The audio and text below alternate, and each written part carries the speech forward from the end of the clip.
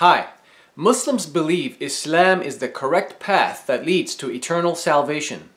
But considering the fact that Allah said He would fill hell with humans in Quran chapter 32 verse 13, what are the chances a Muslim can be saved by following Islam? Well, the Quran claims that most people will not believe. In chapter 12 verse 103 it says, وَمَا أَكْثَرُ النَّاسِ وَلَوْ حَرَصْتَ بِمُؤْمِنِينَ, which means, and most of mankind will not believe, even if you desire it eagerly. Just a few verses later, in verse 106, it says that most of the people who do believe do so while committing idolatry at the same time. وَمَا يُؤْمِنُ أَكْثَرُهُمْ بِاللَّهِ إِلَّا وَهُمْ مُشْرِكُونَ, which means, and most of them believe not in Allah except that they attribute partners unto Him. And according to Islam, shirk or idolatry is the unforgivable sin if you die in that state. See Quran chapter 4 verse 48 and verse 116. Also, we know from the exegesis of the Quran, in this case the tafsir of Ibn Kathir, that this verse refers to Muslims who are committing shirk. So now that we know the Quran teaches that most people will not believe, and that most of the Muslims who seem to believe are actually hypocrite idolaters, I would like to give you a probability calculation which gives you an average idea how many people will go to heaven or hell. And these calculations are based on Quran chapter 12 verse 103 and verse 106. Because the Quran chapter 12 verse 103 says that most people are disbelievers, a minimum probability calculation results in at least 50.01% disbelievers, which results in 49.99% of the believers.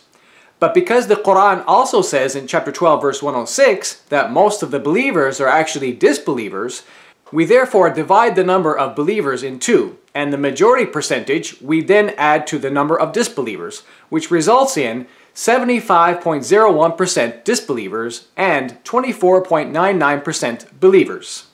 Now, without boring you with too much mathematics, as you can see, I applied the same concept to a maximum probability calculation.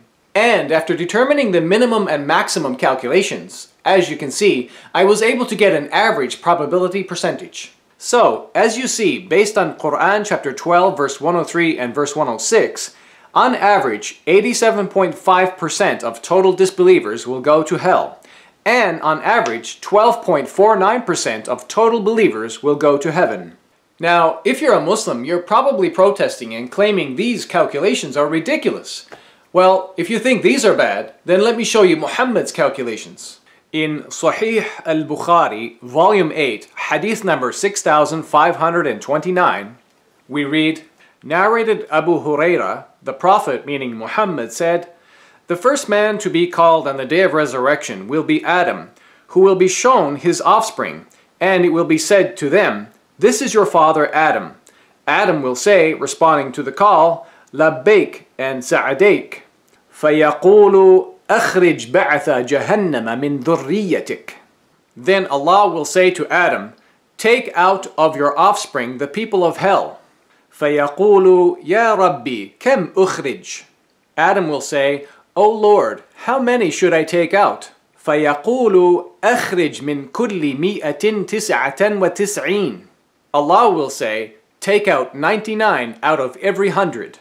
They, the Prophet Muhammad's companions, said, 'O Allah's Messenger, if 99 out of every 100 of us are taken away, what will remain out of us?' He said, 'My followers, in comparison to the other nations, are like a white hare on a black ox.' So, whichever percentage you accept, either way, Islam is not the path you want to follow to achieve salvation.